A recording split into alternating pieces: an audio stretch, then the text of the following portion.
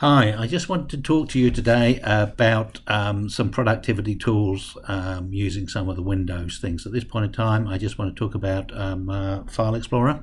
So that's the Windows key and E together, and that will bring up File Explorer for you there. I've just come into the downloads one here. One of the things that I would like to show you is if you go into View and you go into the Preview pane, I prefer details. So one of the things that this does is, and of course I get lots of things, you start giving you a preview of certain images, or it will give you some previews of Excel files, or I'm going to zoom into screenshots because no, it's cleaned them out. No, there it is. So it'll preview screenshots as well. So image files and stuff. So a lot of times it'll preview those things. Some of the newer Office documents, I've noticed with some of the new ones, it's not on by default, and that's in Excel and Word. You actually have to put on one of the switches in the settings, which is save as thumbnail. So one of the things, it'll save a little thumbnail so that you can actually go and view those files. So it's got quite a handy way of actually just previewing information that you want. So it's a quick way of actually just going into files and getting some information. Another one that I've actually learned just recently is a lot of times you're doing some code or write some macro or something like that, and you need the file path and the file name. You can actually use Shift, and if you right click on the file name, you can then copy as path. Then if you go into something else and say you want to give somebody else the link to it or something like that, you can just go V, and it's got the path and it's got the file name all together. Now, I must admit that saved me a bit of time because I'm using it all the time. So that's another one. The other one you'll notice on here is, especially in this downloads folder, is that I use colors for the folders there. So you can go into here and you can change the folder, and it's actually a free program called Folder Painter. There's about 4 or 5 of them out there. Some of them aren't free, and some of them are sort of the free to use, and then you find you've used them and then you can't use them again. This one is a free to use. This one's free, so that's quite good. Another handy thing that I found is you see these little icons at the end, and what those are, sorry, little emojis in a way, and you can go onto a website called Emojipedia.org, and you can go and have something like let's just see if we can find one here. I'm just do this one here, and emoji. Oh no, that's just smiling face, sad face, sad bag. Let's put in, see what comes up. No result. Sad face, sad dog. Let's say. No, we just say dog. Enter. So hot dog. So if we just type into that one there, you'll see you can copy that, and you copy it and you just go into your icon area there and you click on that and you go rename and just paste that on the end. Inside Windows it doesn't seem to do the color, but you just get the silhouette or some shapes and things on those, which I find in some ways it brings your eyes to them, as well as if you just go into something like that and you go change folder color to blue, say, and therefore it changes it, and then you can just change that back to default there, and then it goes back to that. So that's that part of the thing. The next one is I just want to talk about is the toolbar here. Now, a couple of things on the toolbar, and I forgot to mention it before on the last time when I was practicing this video. If you've got one program open already, let us just take this PDF one for starters. We actually have a version of this open at this point in time.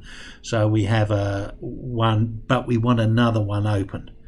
If we just click it, all that happens is it just keeps on coming up again. So we've got to go and find. I found out, and after I had this with a lot of frustration because I need a couple of copies of certain things open. If you just go Shift and click, it will open a second copy. Should.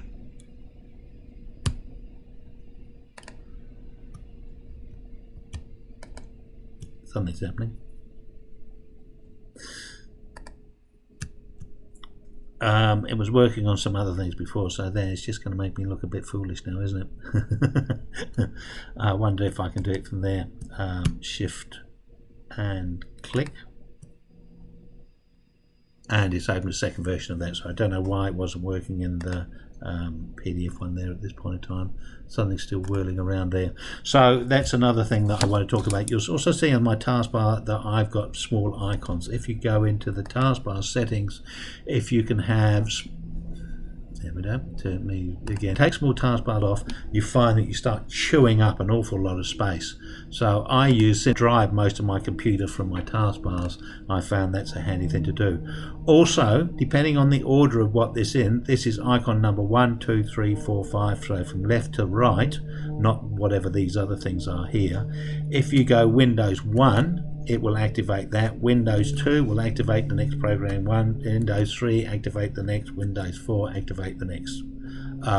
So that's a very quick way without actually having to remember specific fast keys for any of these ones. Within a program itself, you can, in the properties taskbar, go through and give it a shortcut key there. I find I have shortcut keys that I've already preset on my computer, so I don't really want a whole load more layered into there. So I find just if I'm suddenly using a tool quite a lot, I can drag it along to near the front where I'm using it so that I can actually just visually see, oh, that's number 3, bang, up it comes straight away. Very quick as well, so I find that.